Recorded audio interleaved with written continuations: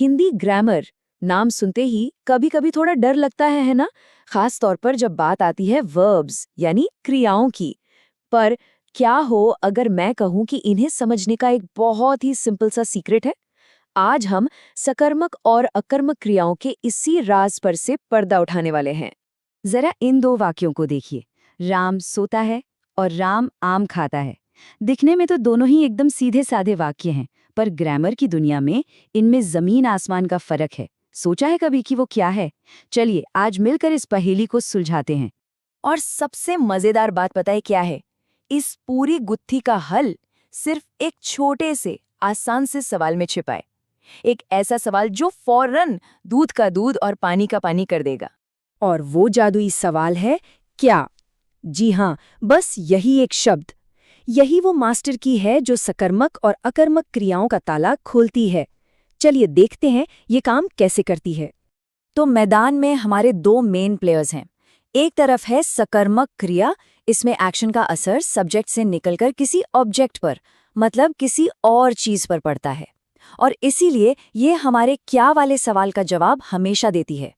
दूसरी तरफ है अकर्मक क्रिया, यहाँ एक्शन सब्जेक्ट पर ही शुरू होता है और वहीं खत्म, इसीलिए इसके पास क्या का कोई जवाब नहीं होता। बस यही है पूरा खेल। चलिए, थ्योरी बहुत हो गई, अब इस क्या टेस्ट को जरा असली वाक्यों पर लगाकर देखते हैं। लेवल 1 शुरू करें। हमारा पहला सेंटेंस है माँ खाना बना रही है। यहाँ पर क्रिया यानी वर्ब क्या है? बिल्कुल सही, बना रही है। तो चलिए अब अपना जादुई सवाल पूछते हैं।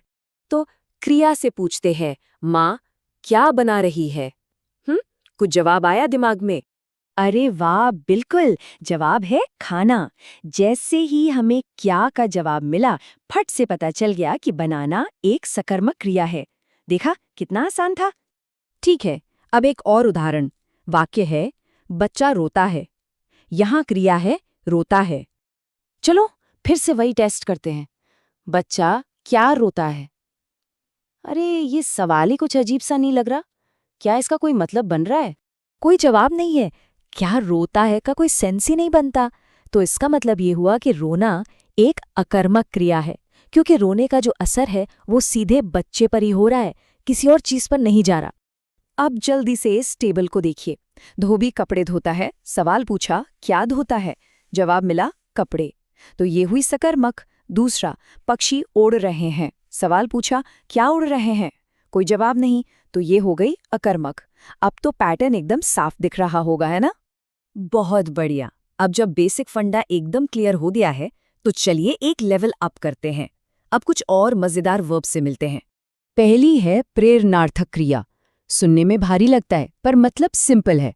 जब सब्जेक्ट खुद काम न करके किसी और से करवाए, जैसे मैंने पत्र लिखवाया, मतलब मैंने खुद नहीं लिखा।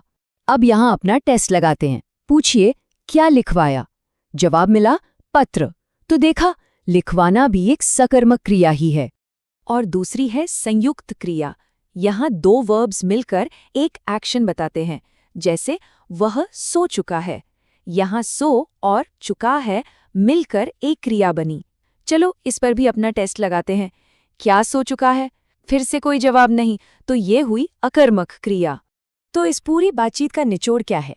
ये रहा 3 स्टेप टूल, इसे हमेशा याद रखिए। स्टेप 1 सेंटेंस में वर्ब ढूंढो।